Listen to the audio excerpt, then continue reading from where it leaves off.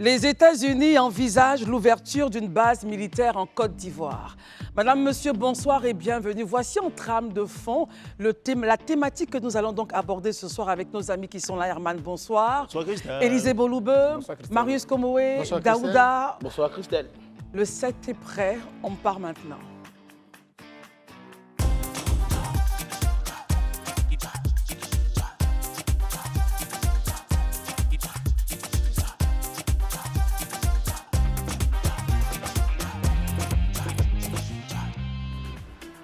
Merci d'être avec nous. Washington donc envisage sérieusement l'ouverture d'une base militaire en Côte d'Ivoire dans un contexte de renforcement de la coopération sécuritaire entre nos deux États, entre la Côte d'Ivoire et les États-Unis. Cette volonté donc a été exprimée par le commandant du commandement militaire des États-Unis pour l'Afrique, AFRICOM, le général Michael Langley, lors de la rencontre avec notre chef d'État, le président Alassane Ouattara. C'était le 29 avril dernier. Messieurs, quelle lecture faites-vous donc de ce désir des États-Unis de s'installer en Côte d'Ivoire via cette base militaire? Daouda. Merci beaucoup Christelle. Comme vous venez de le dire, selon le journal, nos confrères, ils ne sont qu'à l'étape des discussions. C'est cela. Mais moi-même, j'ai hâte que les choses aillent un peu plus vite parce que cette initiative des États-Unis s'inscrit dans le cadre d'un effort plus large en fait, du pays de longue Sam, de lutter contre le terrorisme dans le Sahel. Au-delà même des États-Unis aujourd'hui, la question du terrorisme, en fait, je pense que ça préoccupe tout le monde, notamment même la Côte d'Ivoire que nous sommes. Parce que déjà, on est entouré de pays qui sont enclins au terrorisme depuis quelques années.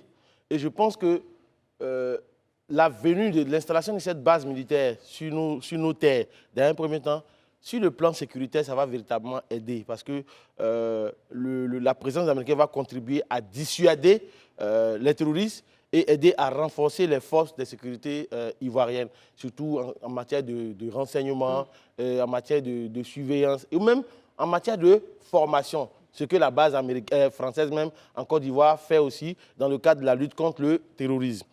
Au plan politique, forcément, ça va renforcer la relation entre la Côte d'Ivoire et les États-Unis. Je m'arrête là pour ce premier tour de table. Très bien. Donc pour vous, c'est une belle chose, oui, c'est une belle chose que les États-Unis s'installent en Côte d'Ivoire via cette base militaire. Marius Komoé, quelle lecture faites-vous donc de cette information, de cette actualité? Bon, j'avoue que j'ai un froid dans le dos parce que de plus en plus, il y a un ressentiment, justement, il y a une montée de ressentiment antipolitique étrangère, militaire dans nos États. L'exemple a été donné au Mali, et au Niger, au Burkina. De plus en plus, les Africains veulent prendre leur destin entre leurs mains. Nous avons une nouvelle génération de peuples africains intellectuels qui avons fait les grandes études, des grandes écoles, des grandes universités, que tous ces gens, y compris les grandes armées, parce que de nos chefs militaires aujourd'hui en Afrique, vous avez certains qui ont été les plus brillants sur le théâtre des opérations, tant dans les écoles étrangères, aux États-Unis, en France, partout, qu'en Afrique. Alors aujourd'hui, il faut plutôt aller vers justement la capacité de nos États à assurer leur propre défense. Et je me rappelle que sous son mandat, le président Gbagbo disait très souvent, qui voulait l'entendre, que la politique en Afrique, d'abord, il faut, pour que nous soyons véritablement indépendants, il nous faut nous libérer du joug militaire des États qu'on dit être des États puissants. Et en Afrique, il est bien évident que vous ne pouvez pas être un pays dit développé, un pays puissant, comme c'est le cas aujourd'hui en Malaisie, en Asie de l'Est, en Asie, un peu partout dans les pays asiatiques. C'est vrai, il y a quelques bases militaires, mais il n'en demeure pas moins que la plupart des États veulent aujourd'hui s'affranchir du joug des armées étrangères dans leur pays. Et ce n'est pas la Côte d'Ivoire qui va demeurer en reste, dans la mesure où nous avons déjà une base militaire ici, qui est une base française. Qui est là depuis des années. On ne sait même pas ce qu'elle nous apporte, véritablement nous, Ivoiriens. Et puis on vient ajouter à cela, justement, l'armée américaine. Mais quel est l'État africain qui a une base armée en Europe ou aux États-Unis? Je veux bien qu'on me le dise. Alors, on va peut-être faire le tour de table, mais pensez-vous que c'est le même rapport de force? Et est-ce que, justement, le fait que l'armée américaine s'installe en Côte d'Ivoire, la thématique, elle est claire, c'est dans la lutte contre le terrorisme. Pour vous, au-delà de cela, il ne faut même pas accepter qu'une base américaine ou d'un autre pays... Soyez rassurés, même l'armée française, sa présence ici au 43e BIMAL est justifiée par justement la lutte contre le terrorisme et puis la coopération militaire entre la Côte d'Ivoire et justement... Lorsqu'elle s'est installée à l'époque, ce n'était pas ça. Non, à l'époque, c'était justement les rapports des partenariats économiques, géostratégiques de la France en Afrique. Mais aujourd'hui, la présence se justifie Très bien. Écoutons Élisée Boloubeu. Nous avons nous-mêmes notre armée. Marius Komoro dit qu'on n'a pas d'armée ivoirienne dans un autre État. Hein. Donc, il ne comprend pas cette vision-là de pouvoir accepter donc une armée étrangère, fût-elle américaine, sur le territoire ivoirien. Qu'en pensez-vous? Quelle est votre lecture? Bon, je pense qu'il faut présenter la chose dans un contexte moins passionnel et moins passionnant. Bon, on retient son dernier mot, il dit affranchissez-vous. Vous allez pouvoir peut-être réagir là-dessus. Je dis qu'il faut voir la chose dans un contexte moins passionnel et moins passionnant. Moi, je pense que pour qu'on puisse mieux appréhender cette problématique, il faut aller sur la question de la géostratégie aujourd'hui. Vous savez exactement, peut-être que beaucoup l'ignorent, mais le conflit qui se déroule à près de 6700 km de nous aujourd'hui est en train implicitement de se déporter dans notre région. Quand vous voyez un pays, quand vous voyez une région comme l'Afrique de l'Ouest, où pratiquement certains de ces pays, non des moindres, qui dans un passé plus ou moins récent étaient, je dirais, en odeur de sainteté avec la France, mais qui n'est plus le cas, et qui sont tournés vers la Russie, vous comprenez aisément qu'à un moment donné, pour ceux qui veulent mieux comprendre cette situation, peut-être qu'il faut remonter même au début de l'indépendance. Au début des indépendances, qu'est-ce qui a fait que les bases françaises s'installent en Côte d'Ivoire? Très bien. Je ne suis pas un spécialiste en histoire militaire, mais pour me mettre un peu cultivé, la question de la base française en Côte d'Ivoire part du fait que Houphouët-Boigny, qui a un certain nombre de ses compagnons avec qui il ne s'entend plus, notamment Sékou Touré et au Mali, qui eux ont pris fait cause pour le communisme, donc très proche de la Russie, ont eu un appui de ces derniers. Houphouët, dans la perspective de ne pas se faire phagocyter par ces personnes-là, décide donc d'avoir le protectorat français. Voilà comment la base française s'installe en Côte d'Ivoire. Et après ça, on a vu ce que ça a donné par la suite. Elle a évolué en mission. Voilà, on ne va pas revenir là-dessus. Mais aujourd'hui, le conflit, comme je l'ai dit, entre la Russie, non, même au-delà même de l'Ukrainien, entre la Russie et les États-Unis, cette volonté d'imposer une certaine hégémonie est en train de se déporter sur le continent africain. Aujourd'hui, la Russie est en train de prendre pied aussi bien au Burkina, au Mali et au Niger. Les États-Unis, qui eux étaient au Niger, avaient une base qui était essentiellement une base aérienne, à Agadez, qui s'est déplacée, décident donc de revenir en Côte d'Ivoire, de venir dans une zone où ils peuvent au moins avoir encore un pied-à-terre en Afrique, quoi qu'il y ait une base au Sénégal. On voit un peu la proximité des dates. Hein. La rupture entre le Niger, c'est arrivé le 16 mars dernier. Oui, mais les Américains savaient déjà. Ils avaient déjà, mais ils avaient été plus ou moins informés de façon informelle de ce qu'on ne voulait plus leur présence au Niger. Donc, ils avaient déjà entamé les démarches auprès de la Côte d'Ivoire pour venir s'installer. Donc, il ne faut pas juste voir la chose sur une base qui vient juste s'installer. La chose va un peu au-delà même de juste un aperçu théorique. Vous me rassurez dans ma conviction. C'est des enjeux qui sont en train de se jouer sur place actuellement.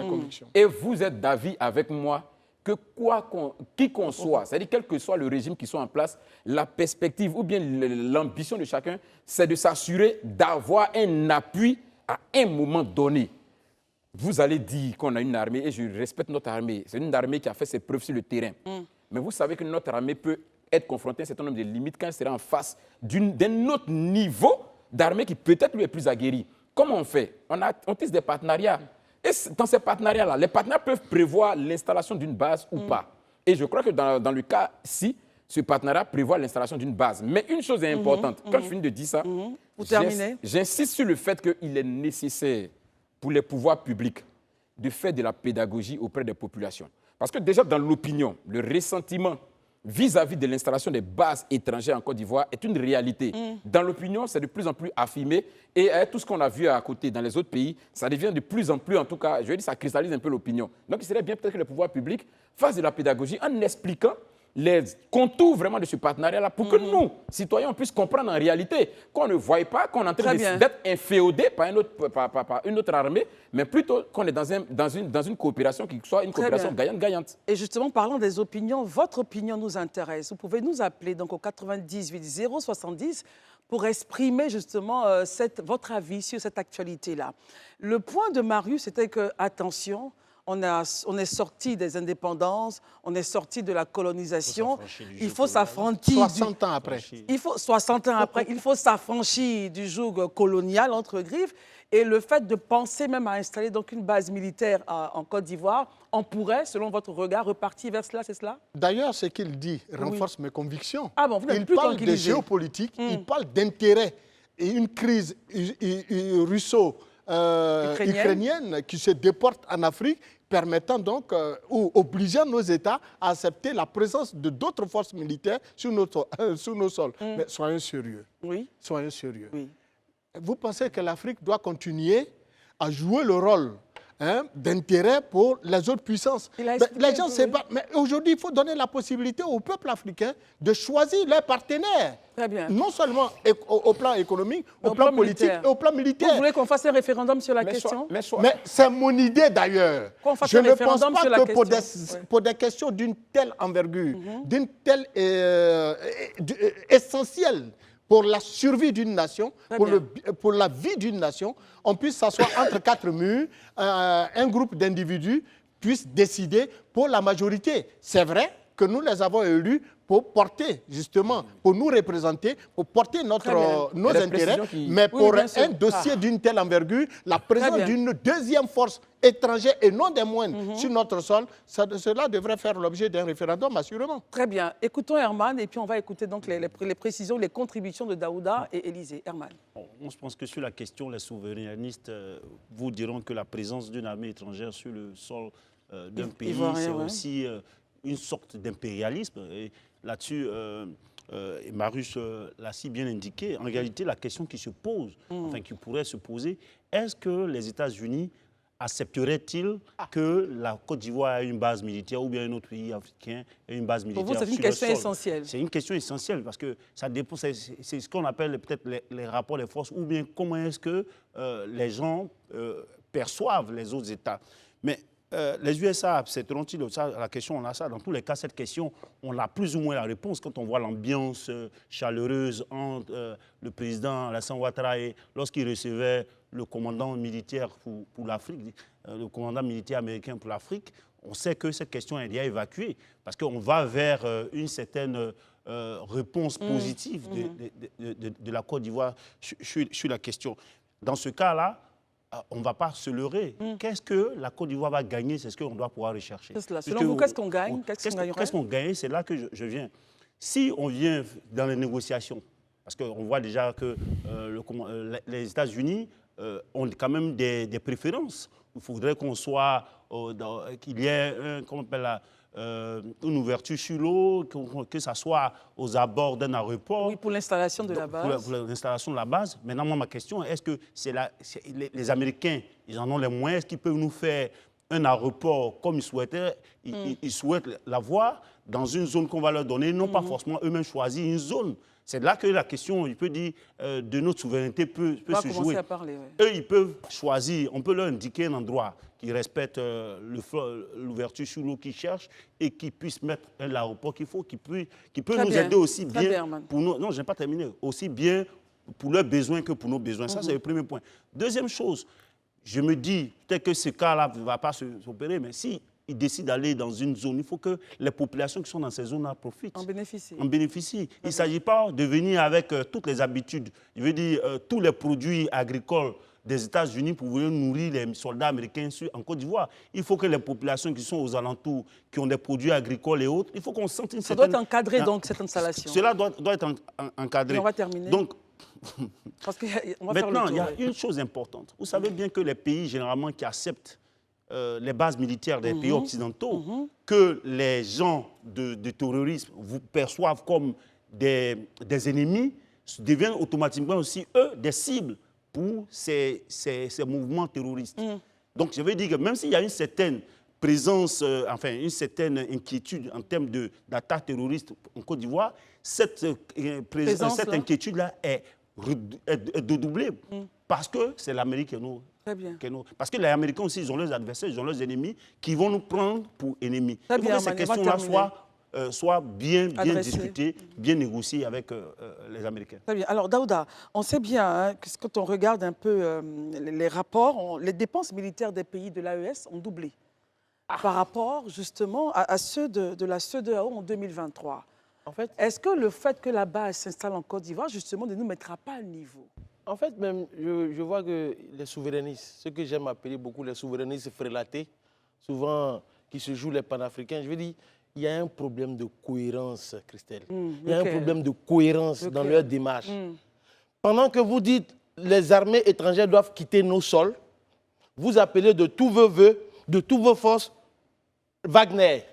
Personne n'a appelé. Monsieur Marius, avec tout respect, vous doit. Il n'y a pas de question de respect. Vous avez tendance à insulter les autres, à envoyer les autres bouler. Non, vous venez de nous insulter, on vous a rien dit. S'il vous plaît, laissez-nous parler. Vous venez de nous insulter à l'instant. Oui, je le fais parce que vous le faites. Non, je ne vous en prie pas d'insulter sur ce plateau. Non, il n'est pas insulté justement. C'est lui qui a tendance à dire aux autres. Vous avez dit que nous sommes des souverainistes frélatés. Allons-y. Vous l'avez dit. Non, mais ce n'est pas de vous qu'il s'agissait. J'espère bien. Daouda, allons-y, on reprend. Donc, je reprends encore mes mots. Je veux dire, les souverainistes frélatés et ceux qui aiment se faire appeler comme ça panafricanistes. Vous n'allez pas revenir sur Non, je reviens sur les mots parce qu'ils m'obligent à reprendre pour ne pas qu'ils répondent à des choses qui n'ont pas encore dites. Ce qu'on va faire, Daouda, donc le temps que vous attendez, on va aller à Daloa. Allons à Daloa. Allons à Daloa. Voilà. Pour écouter M. Kwaku Yannick. Salut pas. M. Kwaku Yannick, bonsoir. M. Kwaku Yannick qui nous appelle de Daloa, bonsoir. Non, j'appelle de Lakota. Lakota, pardon. Donc, ça a été mal perçu. Alors, bonsoir. Comment allez-vous? Ça va bien, merci.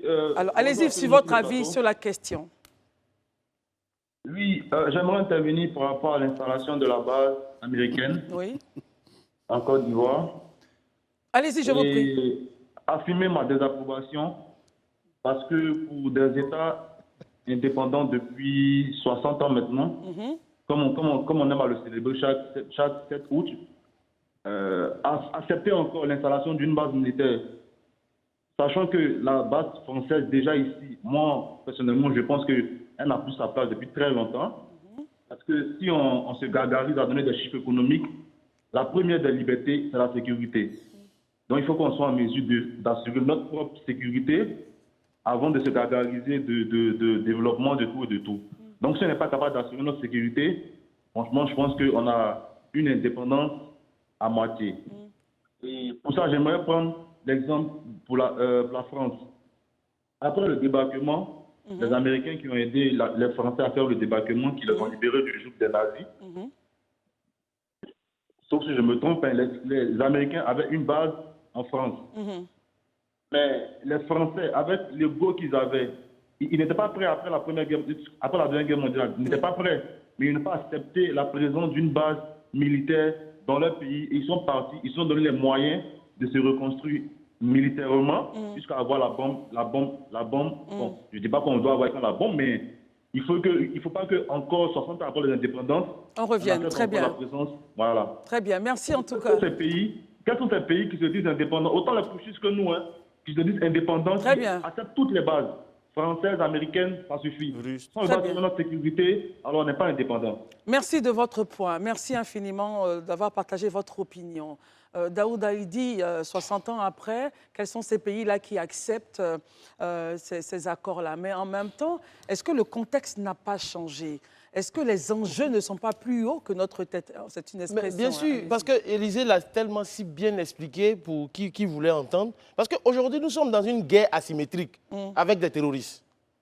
Les méthodes qu'ils utilisent, souvent même, on ne les connaît pas. On n'a pas la technologie même qui va avec ce genre de guerre asymétrique. Donc, techniquement, c'est pourquoi je dis justement les souverainistes, ceux qui estiment qu'on est trop souverain. En quoi avoir une base ce soir nous faire perdre nos souverainetés? Puisqu'on discute des accords avec eux, de façon claire et nette. On établit l'agenda. On établit l'agenda. Donc, en quoi est-ce qu'on perd nos souverainetés?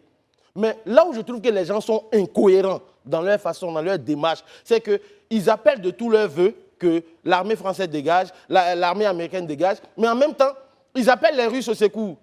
Mais à tout moment, allez-y sur les médias de l'AES, les pays du Sahel, mais eux, ils sont en train de s'armer. Tout à fait. Ils sont en train de s'armer. Le niveau a monté. Dernièrement, le capitaine Ibrahim Traoré, si aujourd'hui il se permet de sortir, tenir certains discours pour dire on va rentrer dans une guerre, c'est parce que, pour parler de façon triviale, quand un aveugle dit je vais te lapider, c'est qu'il a son pied sur quelque chose. Sur quoi est-ce qu'il compte actuellement? Ça aussi, il est important. Face à cette hausse de l'armement, la Côte d'Ivoire devrait pouvoir réagir. Devrait aussi, et moi j'estime, cette base, elle est là pourquoi?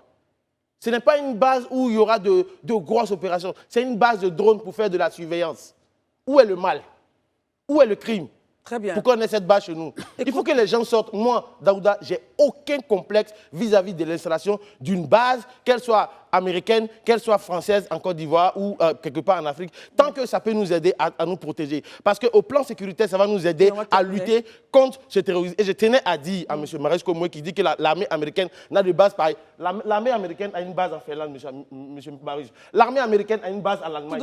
Informez-vous, c'est très important. Tout doucement, tout doucement. Passons la parole à Élisée Boloubeu. Non, moi, je souris un peu parce que je pense que comme je l'ai dit, il ne faut pas voir le sujet sur un angle trop passionnel. Oui, parce que pour la gouverne de beaucoup d'Ivoiriens, aujourd'hui, vous vivez dans une certaine quiétude. Le terrorisme, vous estimez que la passion prend le dessus? Oui, c'est un peu passionnel quand même. Parfois, il faut faire les choses avec beaucoup plus de mesures et de raisons. Aujourd'hui, beaucoup d'Ivoiriens peuvent se taguer après l'attaque terroriste de 2016, de ne pas avoir eu encore d'attaque terroriste, à part peut-être Kafolo et autres, les armées, nos forces de défense. Ah oui, il y a un téléphone, on prend un téléphone et puis on continue. Très bien, priorisons donc notre intervenant qui nous appelle d'Abobo, il s'appelle M. Traoré Youssouf. Quel est votre point de vue sur cette actualité, M. Youssouf? M. Traoré? Allô? Oui, nous vous écoutons. Votre avis sur la question? Moi, je pense qu'il faut que... Allô? Oui, nous vous écoutons, rassurez-vous. Allez-y. Oui, je remercie Olivier pour son intervention. Parce que là, je pense que lui, il a été vraiment clair, il a été explicite.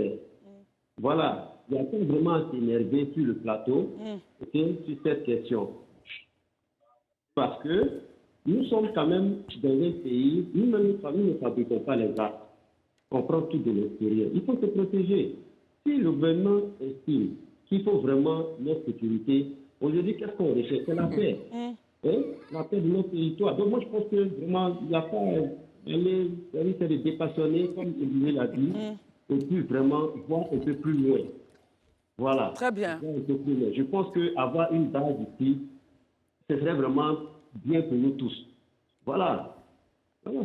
Merci beaucoup de votre point. Permettons à Élisée de terminer avant de recevoir d'autres avis. Aujourd'hui, après l'attaque terroriste de mars 2016 à Grand Bassam, et puis celle de 2019 à Kafolo et à Toubou, on s'est rendu compte à un certain moment qu'il y a une certaine accalmie. Mais ce n'est pas faute d'avoir essayé, c'est pas faute d'avoir été menacé. Il y a des tentatives. Il y a plus d'une vingtaine, une trentaine. Les forces de l'ordre vous diront exactement, avec les renseignements, avec les chiffres à l'appui, plus d'une trentaine d'attaques terroristes qui ont été déjouées. Mais elles ont été déjouées comment? Ce n'est pas juste le fait de l'armée ivoirienne, mais c'est justement dans le cadre de la coopération militaire avec les autres, le renseignement, avec le renseignement israélien, avec les forces américaines même qui étaient basées au Niger, avec la coopération avec les forces françaises, même avec les forces aujourd'hui de nos amis qui sont à l'AES, c'est-à-dire du Burkina et du Mali, on a pu déjouer un ensemble d'éléments de terrorisme.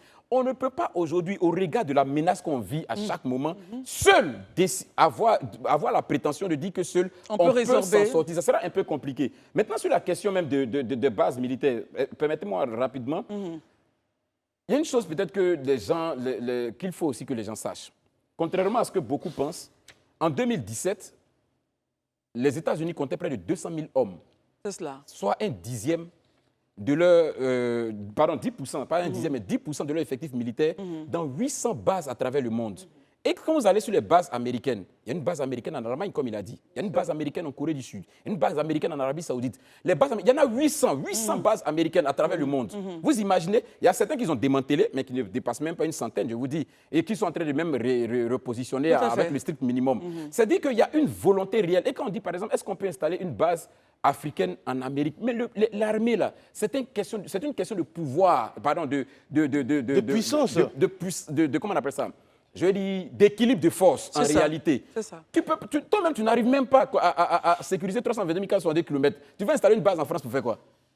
Mais les États-Unis, aujourd'hui, ils sont arrivés à quadriller l'Amérique et ils ont décidé de s'installer sur d'autres continents parce qu'aujourd'hui, ils savent qu'il reste une victime réelle du terrorisme. Parce que ce que d'autres oublient, et je termine par ça, le terrorisme, là, la cible finale du terrorisme, au-delà des pays qu'ils considèrent comme des pays collabos, c'est surtout les États-Unis et l'Occident. Très bien.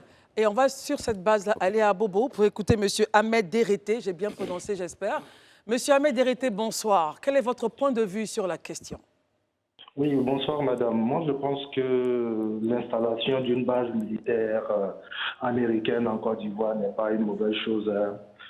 En ce sens que l'installation d'une base militaire n'empêche pas vraiment le développement d'un pays. J'en veux pour preuve qu'on a une base militaire américaine en Allemagne, en Finlande, ça a été dit, oui. Puis en Corée du Sud. Quand on regarde un peu l'état de développement de ces pays-là, ce sont des pays très avancés.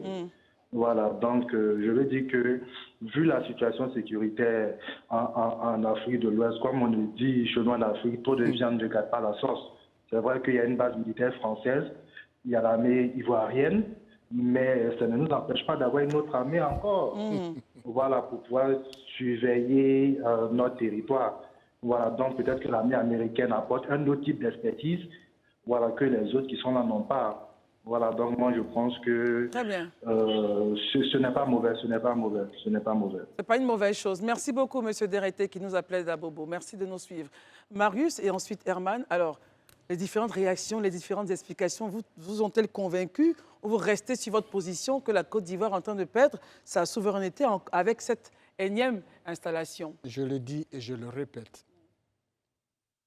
De deux choses l'une. Oui. Soit nous voulons être souverainistes et donc nous affranchir d'un certain nombre de paramètres dans notre coopération avec d'autres puissances, mais de là à accepter deux forces puissantes, deux forces étrangères aussi puissantes comme celle de la France basée au 43e BIMA et désormais les États-Unis, j'ai dit pour un petit pays de 322 000 carrés, c'est trop. Est-ce que vous avez bien saisi les intérêts et les enjeux du terrorisme? Au-delà de cet aspect, et pour l'information du journaliste que Daouda est, qu'il sache que malgré la présence de l'armée française en Côte d'Ivoire, nous n'avons pas eu des armes quand nous avons eu besoin d'en acheter avec la France. Nous avons dû donc faire recours à la Chine tout récemment.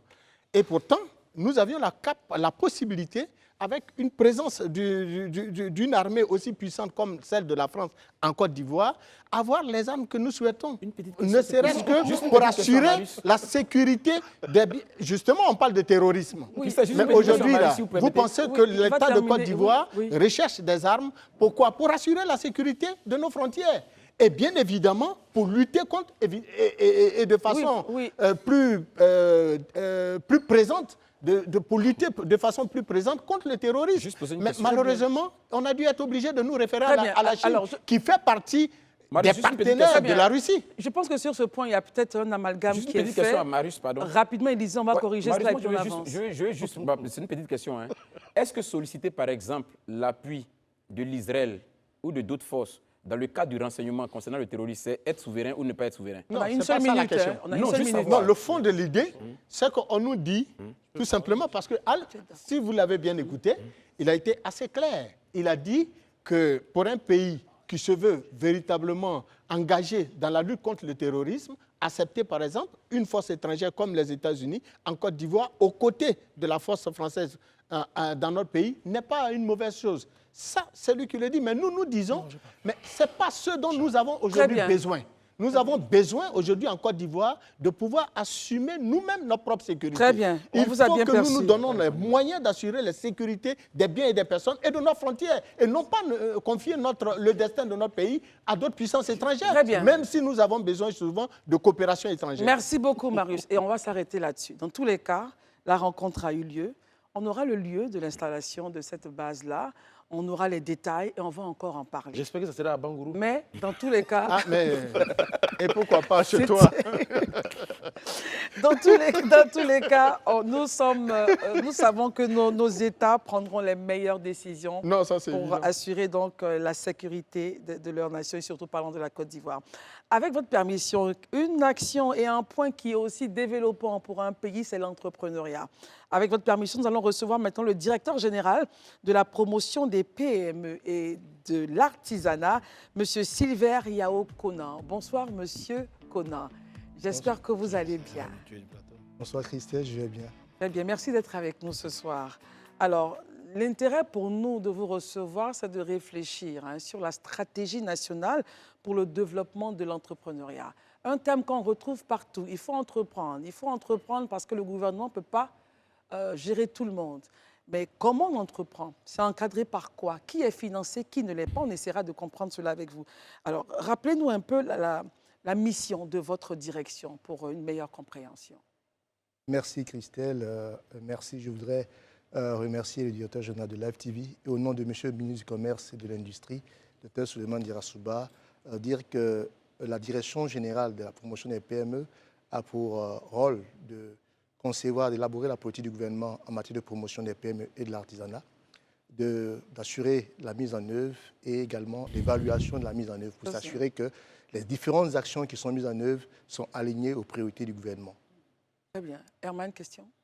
Moi, question, je dis que la question des PME revient toujours. Aujourd'hui, la véritable difficulté pour les PME, c'est qu'elles manquent souvent d'accompagnement auprès des banques, auprès de certaines institutions financières. Aujourd'hui, est-ce qu'on a un état des lieux sur la question de la promotion de ces PME avec des chiffres aussi clairs? À quel engagement l'État ivoirien fait en termes financiers pour accompagner ces PME?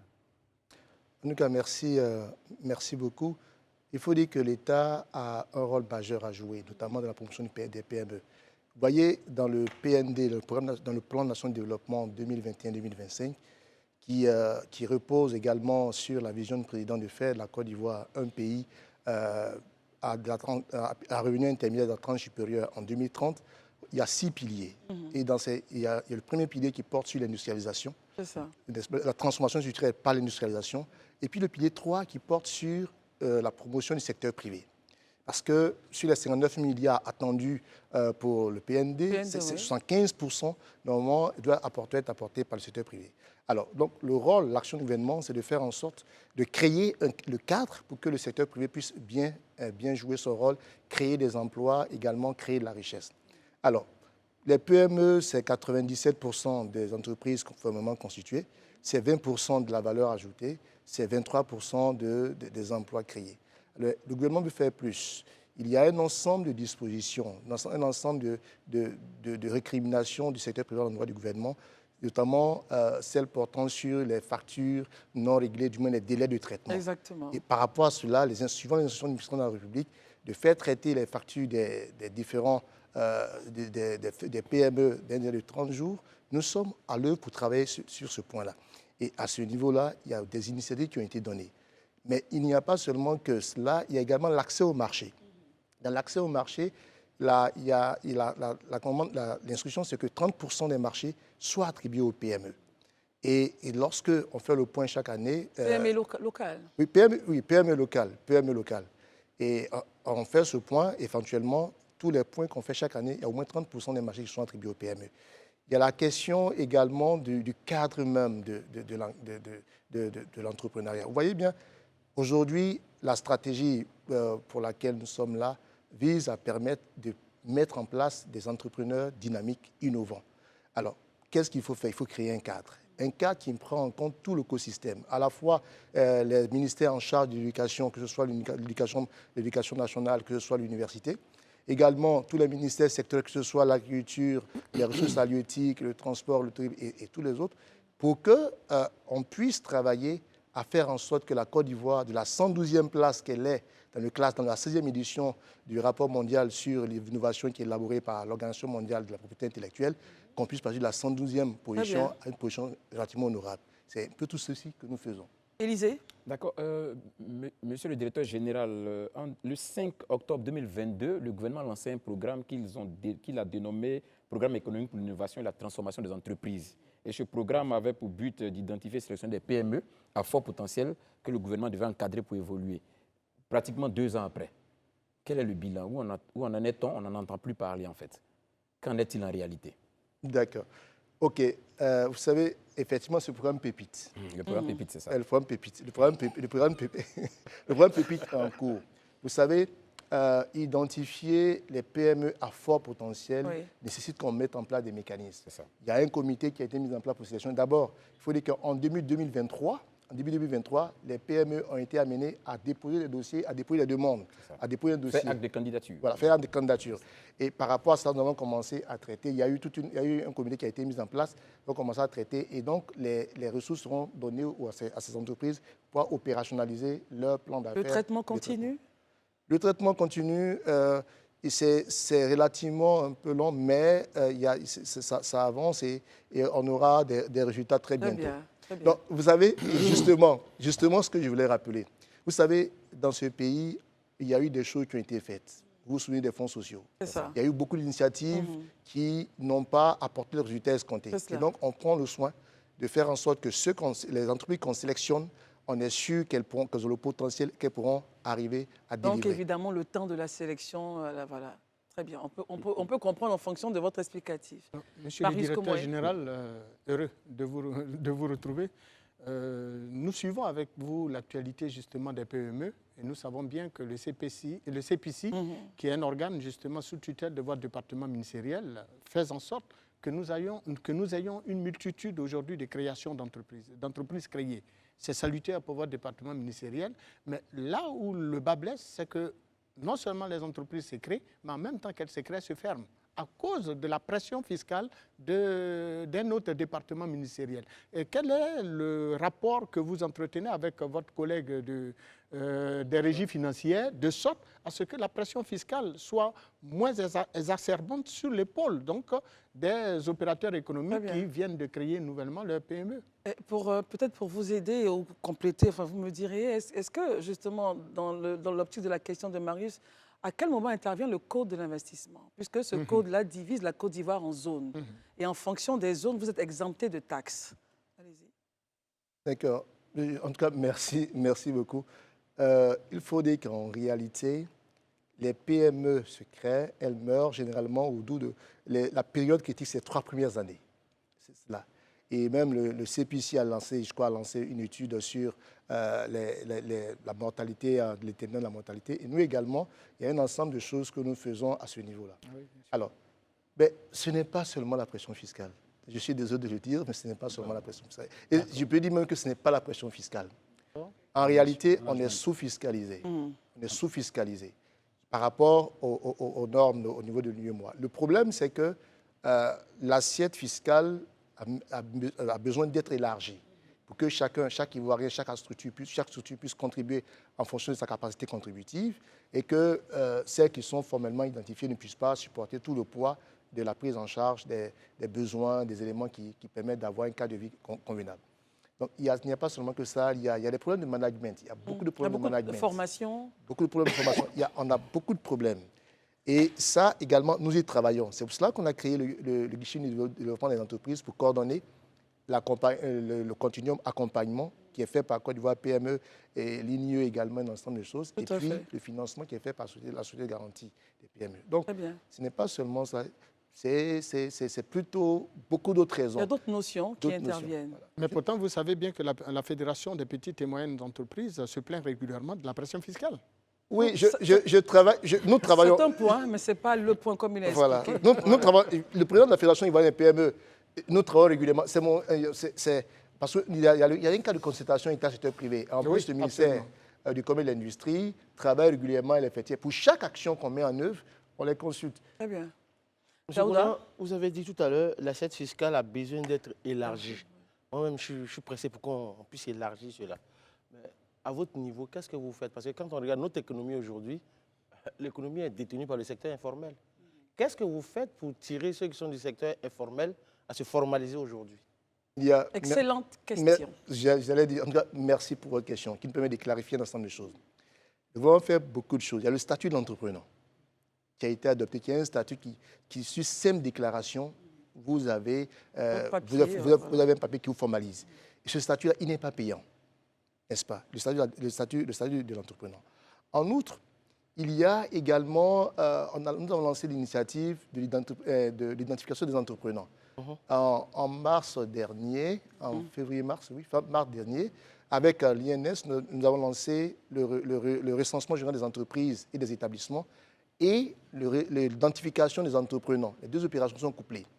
Pour qu'on puisse identifier tous les entrepreneurs et puis également permettre non seulement de les accompagner dans leurs différents projets, mais aussi que chacun paye selon sa contribution, selon sa capacité contributive. Donc, on fait beaucoup de choses dans ce sens-là. On communique, c'est vrai, mais généralement... On communique, ne dites pas c'est vrai. Parce pourquoi que si... Non, qui ne communique pas. Je veux dire, s'ils communiquaient assez, s'ils parlaient véritablement de ça, allaient faire du porte-à-porte même auprès du secteur informel, je suis sûr qu'on allait en avoir plus. Mais ma présence sur le plateau répond à l'objectif de communication. Oui, mais allez-y au-delà. Parce que là, je veux dire, ça, c'est un plateau formel qui a un site. Bon, le gars qui est à Broum à côté ou bien au dîner qui passe chez moi n'a pas totalement le temps. Mais allez-y vers eux. Non, juste avant de finir, je veux dire qu'à ce niveau-là, dans le cadre de la lutte contre le blanchiment des capitaux et le financement du terrorisme, il y a un ensemble d'initiatives que le gouvernement a engagées. Et dans ces initiatives-là, nous devons communiquer fortement sur le statut de l'entrepreneur, ses avantages également. Et donc, il y a ces initiatives ces communications qui vont avoir lieu dans le courant mai. Très bien. Donc, alors, au niveau de l'entrepreneuriat au féminin, que j'en parle, nous avons 20% d'entreprises dirigées par des femmes qui sont formalisées. 20%. Donc 80% se retrouvent dans l'informel. Ensuite, on sait bien que le président de la République voudrait lever ce qu'on appelle les champions nationaux. Nous estimons aussi qu'il faut des championnes. Hein. Je veux vraiment dire que nous estimons qu'il faut aussi des championnes nationaux. Dans ce projet-là, qu'est-ce qui est fait concrètement pour les femmes? Étant entendu que leurs problématiques sont différentes. Les entreprises dirigées par des hommes. Élisée, ne me regardez pas ainsi. Entrepreneuriat, c'est entrepreneuriat, hein, garçon. Et Christelle est son affaire de femme. On va tous se battre à âme égale. Non, mais elle a raison. En fait, tout ça fait partie de l'inclusion sociale. Et en plus, les femmes sont très actives. Je veux rappeler une chose. Quand vous prenez le secteur de l'artisanat, par exemple, le secteur hygiène corporelle, soins et peau, oui, qui est un secteur, ce secteur-là produit 2% à peine de la valeur ajoutée du secteur artisanal. Mais ce secteur emploie 30% de la main-d'œuvre artisanale. Ce qui veut dire quoi? Il y a quelque chose à faire. Et si on travaille à faire de ces femmes-là, c'est-à-dire à élever le produit, on est sûr non seulement de les autonomiser, mais également de relever la richesse nationale. Alors, qu'est-ce qui se fait? Dans les différents programmes qu'on met en œuvre, on met l'accent sur l'autonomisation des femmes. Donc, il y a des compartiments dédiés pour les femmes et les jeunes. Au niveau de la société de garantie des PME, actuellement, il y a un guichet qui est ouvert qui permet de pouvoir prendre en charge cette question de l'entrepreneuriat féminin. Et vous savez, j'étais ici il y a, je crois, 2 ou 3 mois, en décembre dernier, pour parler du projet d'innovation entrepreneuriale des jeunes.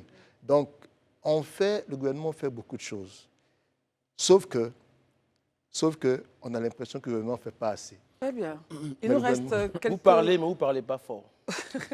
Il nous reste quelques minutes. Herman, on termine avec vous. Moi, je vais revenir sur la question de l'accès au marché. Oui. On sait bien qu'un des problèmes, un des handicaps même dans la promotion des PME, c'est souvent cette habitude malheureuse ou maladroite des marchés de gré à gré qu'on octroie souvent lorsqu'il y a des offres de marché. Et il y a aussi ça, mais je prends aussi un autre exemple. Hein. On sait qu'au niveau par exemple, aux États-Unis, lorsque quelqu'un veut créer son entreprise, il peut décider que l'entreprise soit pour siège chez lui à domicile. C'est une sorte de pouvoir les accompagner les premiers moments avant que, lorsqu'il le désire, c'est pourquoi on dit d'ailleurs même que celui qui a créé Amazon avait son garage avant de commencer comme siège. En Côte d'Ivoire ici, il se trouve que lorsque quelqu'un veut créer une entreprise, déjà, on souhaite dans le système... Je pense que nous sommes en train de courir vers le JT. Ne vous énervez pas. Ne vous énervez pas. Moi, je ne suis pas énervé parce que quand même ici, c'est ma deuxième fois de prendre l'intervention. Oui, mais c'est un tour de table, Herman, on ne va pas se plaindre. C'est un tour de table. Je vous demande juste d'accélérer. Si vous avez compris la question, vous avez compris les deux questions. D'abord, l'accès au marché. On fait en sorte que nous avons fait un ensemble de formations. La direction des marchés publics a travaillé avec la Chambre nationale des métiers et les différentes fêtières pour qu'on puisse, pour leur donner un ensemble d'éléments pour qu'ils aient accès au marché. Il y a également le fait que vous avez parlé d'établissement. Bon, je ne sais pas si vous faites allusion à la note, au communiqué de M. le ministre faisant référence aux entreprises d'être dans les zones industrielles. Ce n'est pas de ça qu'il s'agit. C'est pas ça. Mais sinon, pour l'accès au marché, on travaille... Bon, les marchés sont publiés, les entreprises postulent. Mais en tout cas, à ce niveau-là, on fait beaucoup de choses. Et vous pouvez vérifier, hein, chaque année, il y a au moins 30% des marchés publics qui sont alloués au marché public. Ça c'est un chiffre et le gouvernement respecte son engagement à ce niveau-là. Vraiment, toutes mes excuses, mais on est géré par le temps. À tout de suite. Merci d'être avec nous. Notre émission donc continue, c'est la seconde partie. Notre plateau n'a pas changé. Élisée Boloubeu, Herman Aboua, Marius Komoé, Daouda. Et restez avec nous donc M. Silver Yao-Konan, directeur général de la promotion des PME et de l'artisanat. Donc nous allons aborder maintenant avec vous la stratégie nationale pour le développement de l'entrepreneuriat. Herman Aboua, vous avez la parole. Ma question justement, parce qu'on entend le plus souvent dans vos éléments de langage aujourd'hui, stratégie nationale de développement de l'entrepreneuriat et de l'innovation. C'est quoi concrètement? Quel est le message que vous voulez faire passer aux populations ou aux PME? D'accord. Merci beaucoup, M. Herman. En fait, la stratégie nationale de développement de l'entrepreneuriat et de l'innovation est une stratégie qui a été conduite et élaborée par le ministère du Commerce et de l'Industrie avec l'appui du programme PUDUCAS qui est financé par la Banque mondiale. Pour cette stratégie, nous avons commencé depuis 2022. Nous avons fait un diagnostic qui a été validé et après quoi nous sommes passés à l'élaboration des différents axes et qui ont permis d'être validés au cours d'un atelier à Bassam le 7 et 9 décembre, du 7 au 9 décembre dernier. Et la dernière fois, nous avons fait la remise du document du mois. La Banque mondiale a fait la remise du document à M. le ministre. Et il nous appartiendra, suivant les instructions de M. le ministre, de préparer une communication au Conseil des ministres pour le document, pour son adoption. Quelles sont les grandes lignes de cette Alors, stratégie? il faut dire que la stratégie nationale de développement de l'entrepreneuriat et de l'innovation est arrimée au plan national de développement 2021-2025 et vise à faire de la Côte d'Ivoire un pays à revenu intermédiaire à la tranche supérieure en 2030. Alors, ce programme vise à développer une classe d'entrepreneurs dynamiques, innovants, et cela en reposant notamment sur la promotion de l'entrepreneuriat national, la promotion des activités à forte valeur ajoutée et à forte employabilité, et puis la promotion également des activités à fort contenu technologique et préservant l'environnement. Alors, nous voulons le faire à partir de 5 axes principaux. C'est ça. Les axes, le premier, c'est de faire en sorte de développer la culture entrepreneuriale. Le deuxième, c'est d'arriver à faire en sorte que l'information sur les perspectives entrepreneuriales et sur l'entrepreneuriat et sur l'innovation soit diffusée à toutes les couches de la population. Et le troisième axe, c'est l'accès au marché dont nous parlions tantôt. Le quatrième, c'est le financement qui est l'un des problèmes clés également. Et puis le dernier, qui est non des moindres, la valorisation de la recherche et l'intervention d'un système d'enseignement supérieur avec l'INP, les universités, pour créer des produits nouveaux, des innovations de procédés qui peuvent être également transmises. Voilà. Très bien. Alors, Marius Komoé. Alors, monsieur le directeur général, à ce jour, peut-on avoir une idée claire du nombre d'entrepreneurs enregistrés dans vos fichiers, dans vos bases de données? Toujours en fonction de la stratégie en rapport avec, tout à fait. Le nombre d'entrepreneurs. La stratégie n'a pas encore été adoptée. Elle est dans le processus. Voilà. Au moins, vous avez une idée du nombre d'entreprises en matière de PME? Si on s'en tient au fichier de la banque des données financières, on a plus de 34 000 entreprises et sur les 34 formellement enregistrées. Formellement enregistrées. Et sur cela, vous avez plus de 98% de PME. Bravo à votre département ministériel. C'est tout ce que nous demandons. Il faut encore continuer à accentuer la croissance des entreprises parce que c'est ça qui booste l'économie d'un pays. Très bien. Daouda, question? Non, Élisée, question? Vous êtes OK? Oui, on attend juste que la stratégie soit déployée. On aura d'autres questions après. Pourquoi on parle encore une fois de pépites? Très bien. Non, le pépite, c'est un programme. Il y a plusieurs programmes. Vous savez, il y a la Startup Act qui a été adoptée en 2023. Oui. Il y a la stratégie, cette stratégie qu'on adopte qui va prendre en compte tous les ministères sectoriels. Mais il y a également, par exemple, le Startup Boost Capital, qui est un instrument de financement à moyen terme des entrepreneurs innovants. Il y a également la CDC Capital qui a permis de mettre en place la facilité d'investissement à long terme pour offrir des investissements à long terme aux entreprises. Donc, le gouvernement, c'est ce que le gouvernement travaille à travers le ministère du Commerce et de l'Industrie sur tous ces éléments, sur tous les pans, à la fois sur l'accompagnement, le financement, l'accès au marché et même sur comment arriver à fédérer toutes les initiatives nationales pour faire des entrepreneurs innovants, pour permettre à notre pays d'être un pays émergent, d'un pays qui sera un pays en 2030, un pays à revenu intermédiaire de la tranche supérieure. Très bien. Alors, dans ce secteur, principalement au Nigeria, lorsque le gouvernement, au temps de président Obasanjo, lançait les champions nationaux, il y avait un privilège donné aux investisseurs nationaux. Les marchés étaient gérés en priorité par eux. Est-ce qu'ici, en Côte d'Ivoire, dans notre optique de lever des champions nationaux, on a aussi cette vision-là? Il y a cette vision. Vous savez que nous avons lancé, sous l'instruction de M. le ministre du Commerce et de l'Industrie, les travaux de révision de la loi portant orientation de la politique nationale en matière des PME.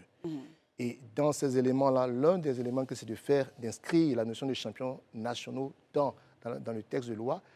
Nous allons définir ce qu'on appelle les entreprises à taille intermédiaire et un ensemble, un paquet d'activités ou bien un paquet incitations qui permettront à ces entreprises-là de devenir des champions nationaux. Et nous y travaillons et à la fois le processus législatif et également tous les programmes qu'on met en place visent à aboutir à cela. Très bien, donc il y aura donc un cadre qui sera établi pour nous emmener in fine à ce qu'on appelle donc les champions nationaux. Tout à fait. Moi, en fait, il y a la question des champions nationaux parce que généralement, j'assiste à des conférences en ligne avec d'autres jeunes qui estiment qu'en fait, en Côte d'Ivoire, les jeunes ne sont pas pris en compte et que les entreprises venant de l'étranger sont favorisées dans les appels d'offres. Qu'est-ce que vous êtes face à la caméra et face à eux? Qu'est-ce que vous avez à leur dire pour les rassurer, pour leur dire que les moyens de l'État sont faits pour eux? D'abord, je veux dire une chose, deux ou trois choses. La première chose, c'est que le contenu local, c'est quelque chose c'est une chose à laquelle nous travaillons. Le contenu local est intégré au code minier et ce que nous envisageons, ce que le ministère du Commerce compte proposer, c'est que le contenu local soit systématisé dans tous les secteurs d'activité pour faire la promotion des champions nationaux. En outre, au niveau des jeunes, l'année dernière, c'était l'année de la jeunesse et le programme continue, puisque c'est 2023-2025. Le programme continue, il y a un ensemble d'actions qui leur sont dédiées. Et notamment, le programme d'innovation entrepreneuriale, c'est également pour eux. Il y a des pôles d'innovation entrepreneuriale qui ont été installés dans différents lycées techniques, ou lycées techniques d'Abidjan, au centre des métiers, au centre de formation professionnelle de San Pedro, à Corgo. Nous sommes en train d'installer. Et tout ceci, c'est pour créer une race d'innovateurs.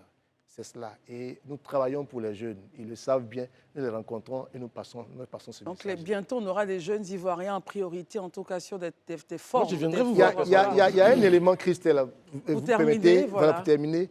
Un élément essentiel, c'est le mindset, l'esprit.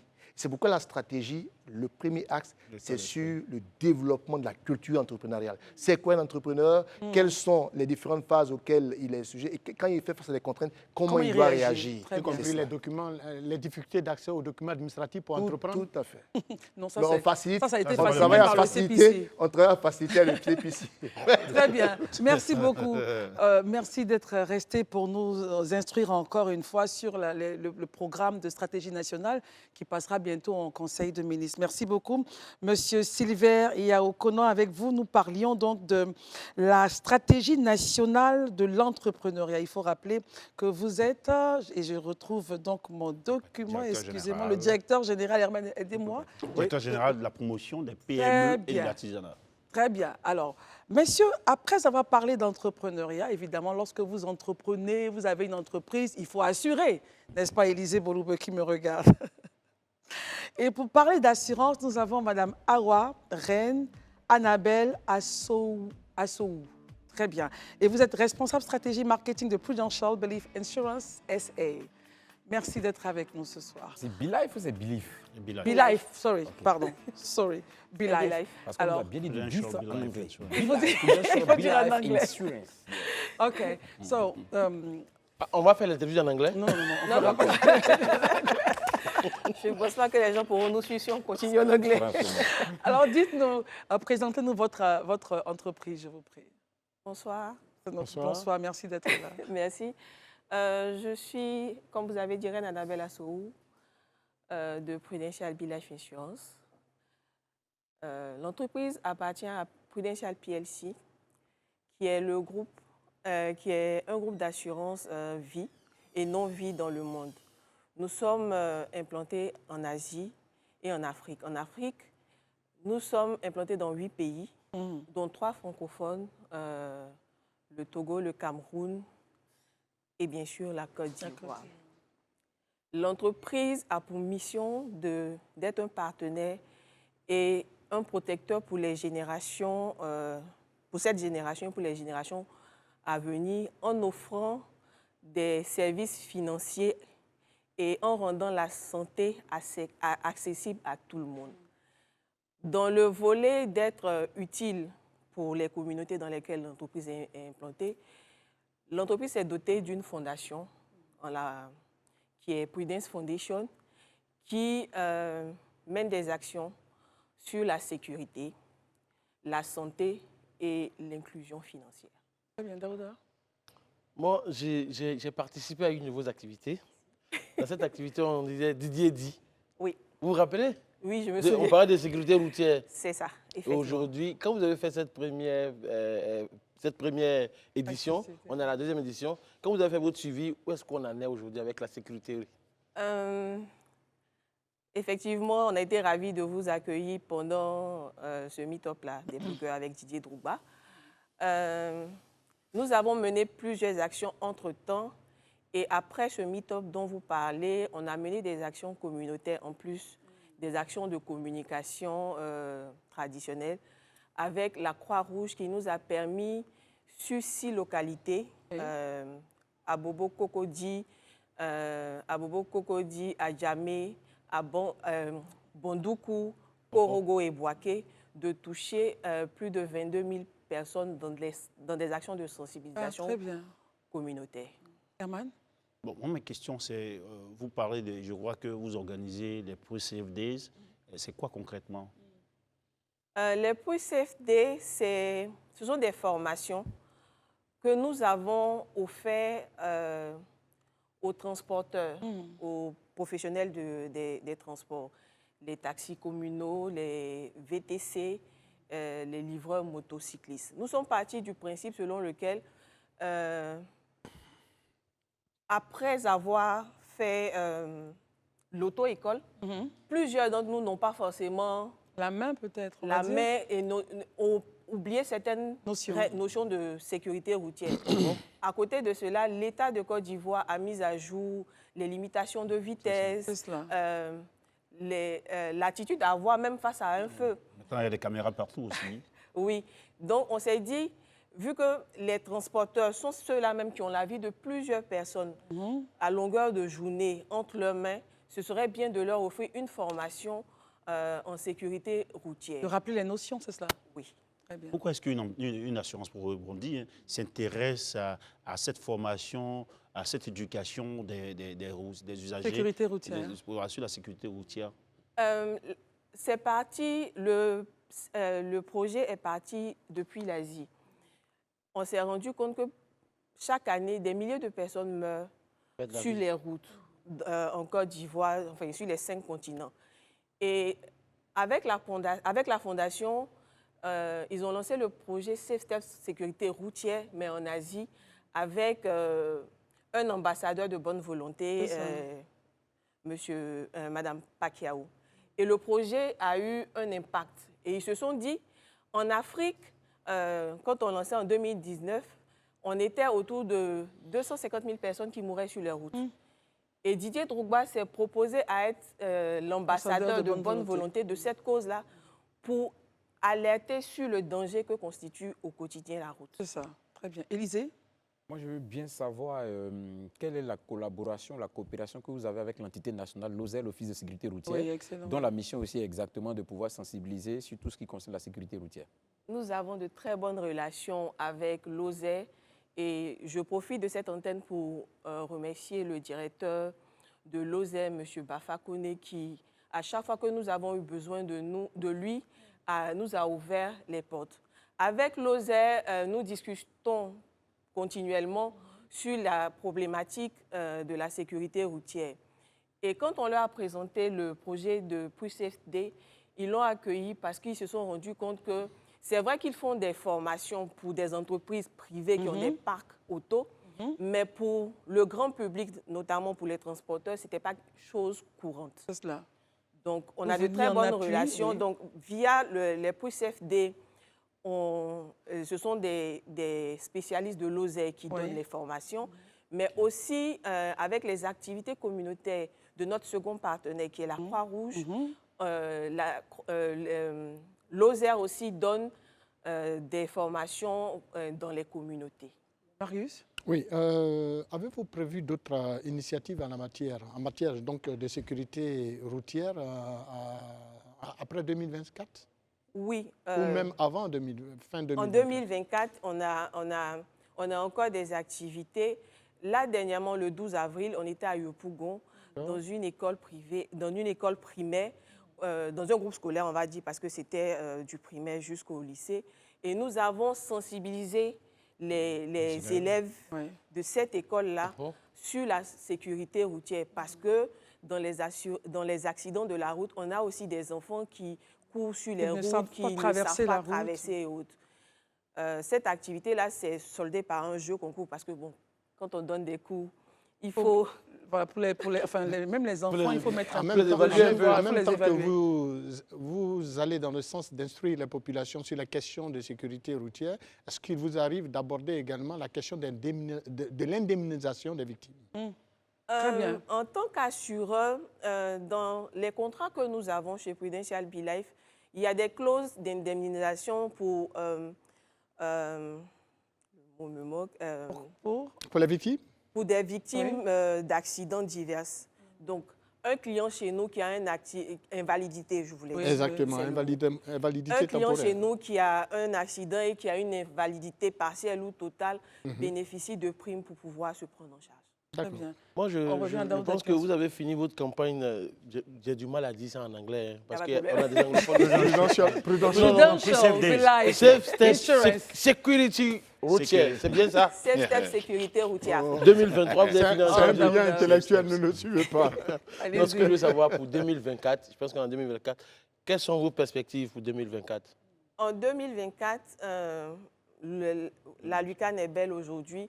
Nous fonctionnons sur des soumissions de projets. C'est ça. L'année dernière, on a eu un prestataire qui nous a proposé une émission sur une autre chaîne de télé pendant laquelle on donnait des conseils sur la sécurité routière. Ça, c'est intéressant. Nous avons participé à cette émission-là. Nous sommes ouverts à des projets que nous allons analyser et que nous allons accompagner dans l'exécution, tout en gardant notre hashtag Didier dit. Mais Didier dit que vous ne m'avez pas invité pour cette fois-ci. Oh, et là, j'ai été fâché. Très bien. Okay, on va corriger ça. Écoutons Élisée ensuite. Si j'ai bien entendu dans vos explications, le plus CFD tire son essence un peu du projet Safe Step Sécurité Routière, c'est ça? C'est très anglophone, hein, tout ça. Il y a un impact. C'est quoi les raisons? Quand on va dans les activités, en fait, on ne dit pas le nom du projet. Parce qu'on parle à des personnes, on leur dit simplement, nous sommes venus vous donner des informations, vous sensibiliser sur les règles de... Vous faites bien d'ailleurs. Oui, parce qu'après, c'est compliqué. Oui, parce qu'Élisée est très francophone. Mais de toute façon, quand vous viendrez dans mon groupe, ne craignez pas, vous pouvez même parler en anglais. Voilà, on pourra suivre, il n'y a pas de souci. Donc, je disais qu'en fait, le plus CFD tire son essence un peu de ce que vous avez appelé le projet Safe Step Sécurité Routière, qui est une initiative qui a été lancée en Asie, c'est ce que j'ai appris. Est-ce que vous pouvez nous présenter de façon globale cette initiative? En quoi elle consiste de façon globale? D'accord. Safe Steps Sécurité Routière Afrique est un projet de sensibilisation sur la sécurité routière. La campagne elle-même est basée sur 5 messages clés de sécurité routière qui partent de la limitation de vitesse, du port de la ceinture de sécurité, les règles pour les piétons, les règles de conduite pour les motocyclistes, l'alcool au volant. Donc, ce sont ces messages-là qui sont diffusés à travers les 5... Vous revenez sur les basiques. Je pense aussi qu'il y a la non-utilisation du téléphone au volant aussi, ça fait partie. Ok, d'accord. Le multitasking. Mais moi, j'ai un petit problème. Élisée, quand on parle de non-utilisation de téléphone au volant, je vous vois sourire. Oui, c'est important parce que moi, je fais un effort de ne pas l'utiliser. Non. Dis-le devant les spectateurs, tu ne respectes pas. De ne pas utiliser le téléphone au volant. Ma question est... Je fais un effort. Je n'ai pas dit que je ne le fais pas, je fais un effort. On va revenir, Daouda. Herman avait demandé la parole et ensuite Daouda. Non, ça me va. Ça va? Ouais, Non, en fait, moi, ma question, c'est que je trouve que votre assurance... on dit quoi? Assurance B-Life? Prudential. Prudential B-Life Insurance. Pour une entreprise d'assurance, c'est quand même un peu bizarre. Hein? Pourquoi? Oui, mais parce que généralement, les autres assurances ne font pas ce genre de campagne-là. Portez vos casques, ne faites pas d'accidents. Bon, je veux dire quoi? Quand les assurances cherchent les accidents. Mais je peux le dire. Franchement, lorsqu'ils font ces genres de campagne, tous ceux qui sont leurs clients, les assurés chez eux, vont être prudents sur la route. Donc, ils auront moins de charges à prendre en compte. Si tu es invalide, tu as fait un accident. Non, pas seulement ça. Mais... Ah, d'accord. Comme tu veux te faire, non, comme tu veux te faire le ventriloque, elle va parler. Non, pas seulement ça. Comme je vous ai dit, chez nous, en fait, l'humain est important. C'est vrai que nous vendons des contrats, mais l'humain est important. Vous placez l'humain au cœur de vos préoccupations. De notre stratégie. Et c'est la première de notre valeur. L'une de notre principale valeur nous dit que le client est notre boussole. Donc, à ce titre-là, on se doit de le protéger. Voilà. Donc, un client vie bien portant, il paye est moins plus rentable. Oui, mais parce que la question, Marius. vous parlez de sécurité routière. Évidemment, vous vous adressez à des chauffeurs, à des routiers. Est-ce qu'il vous arrive, des transporteurs, est-ce qu'il vous arrive également de toucher la question de l'expansion du VIH en termes de sensibilisation? Pendant les sensibilisations sur ces steps, non. Mais comme je vous ai dit, nous avons aussi des actions sur la santé.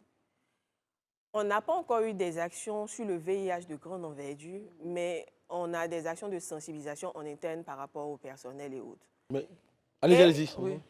Comme je vous ai dit, on est ouvert à des sollicitations, à des propositions et en fonction de l'impact de ces projets-là, nous pouvons accompagner via la fondation et même Prudential B-Life Insurance des projets sur la santé. Ce que nous faisons en dehors de la sécurité routière, nous avons des activités sur le cancer, nous avons des activités, on a un programme pour les enfants d'éducation financière pour les enfants. À partir de quel âge? À partir de 7 ans, dénommé Chaching, qui est disponible en ligne. Et nous avons mené des activités avec certaines personnes pour promouvoir en fait l'éducation financière par rapport aux enfants. Vous parlez d'éducation de la planification financière. Oui, c'est cela. Écoutons Élisée. Je voulais savoir, en dehors des transporteurs, est-ce que vous avez un pan de ce projet-là qui s'intéresse aux autres usagers en dehors des transporteurs? Parce que bon, tous ces messieurs et dames que vous voyez sur le plateau sont véhiculés. Chaque fois, je m'évertue de leur donner quelques conseils de sécurité routière. Est-ce que vous pouvez venir m'appuyer dans l'hôpital qui se fout de la charité? On est allé sur les transporteurs parce qu'ils sont constitués en syndicat déjà et c'est facile de les regrouper. Par exemple, en interne, on a aussi fait la formation avec nos staffs. Et ce qui est bien pendant les formations, on a un volet d'initiation au secourisme avec la Croix-Rouge. Donc, il y a des activités de secourisme, des gestes de premier secours qu'on produit. Il nous reste 1 minute 20, messieurs. Je termine rapidement. Avant même Daouda et on finit avec Herman. La seule chose que moi, j'aimerais vous demander, c'est vrai qu'on a parlé de tout, mais généralement, quels sont les défis que vous rencontrez sur le terrain? C'est aussi important quand on regarde le chantier que vous avez en face de vous. Je ne parlerai pas de défis parce que si on a pu former pratiquement 800 chauffeurs uniquement à Abidjan, ça veut dire que le sujet intéresse. Après, c'est en forgeant. On devient forgeron. Mais souvent, vous n'avez pas de difficultés, petites difficultés avec des gens. Mais pourquoi tu veux qu'ils aient des difficultés? Laisse-les s'épanouir. Non, je connais mes parents. Ça veut dire qu'on connaît vos parents? Non, je connais mes parents, on s'est compris. Oh, Daouda. Après Abidjan, il y aura Yamoussoukro, il y aura le Nord, il y aura toutes les parties de la Côte d'Ivoire. Sur les activités de CFT, cette année, c'était uniquement Abidjan. Mais par contre, avec les activités de la Croix-Rouge qui fait aussi de la sensibilisation, on a eu Daloa San Pedro. Ah, très bien. Alors, messieurs, il nous reste 1 minute. On termine avec Élisée, Herman, Marius, où on laisse donc notre invité donner son dernier mot, son mot de fin. Allez-y, madame, allez-y. D'accord. Je tiens à remercier Live TV pour la lucane que vous nous avez offerte aujourd'hui. C'est avec plaisir. Et merci parce que, on va dire, depuis le lancement de ce projet, Live TV a toujours été à nos côtés pour l'enregistrement des spots et bien d'autres choses sur ce projet. Parce que nous aussi, la vie des hommes nous tient à cœur. Donc, on place l'humain au cœur. Ce n'est pas vous seul. Live TV, c'est chez vous. Merci. Et aussi dire merci à l'OSER, à la Croix-Rouge qui nous accompagne et demander à toutes les personnes, à tous les acteurs de la sécurité routière qui ont des projets sur lesquels on peut tabler, sur lesquels on peut travailler, de nous contacter au niveau de Prudential Life Insurance. Je vous remercie. Oh, c'est gentil. Belle conclusion. On a envie de vous applaudir. Merci en tout cas d'être venu. Je rappelle que vous êtes Madame Awa Reine Annabelle. Ah, pardon? Assou Aoupa. Ah, d'accord. Assou Aoupa. Assou Aoupa. C'est à Très bien. Très bien. Je ne connais pas tes parents. Bon, je vous en prie, messieurs, les seuls amis de côté. Je rappelle qu'elle est responsable stratégie marketing à Prudential Life Insurance SA. Merci d'être venu. Avant cette émission, il y a eu Brice, jour de match. Après nous, ça sera donc Brésil et Kevin pour le vrai match. Merci beaucoup d'être venu ce soir, Marius Daouda, Élisée Boloubeux, mon téléphone au volant, Herman également. Ça, c'est pour Élisée. À tous. Hein. Et chez vous aussi, pas de téléphone au volant. Votre vie pourrait en dépendre. Merci à Daouda. Merci de nous avoir suivis. Les programmes. C'est utile pour Daouda, en fait. Les programmes continuent sur la FTV. Bonsoir.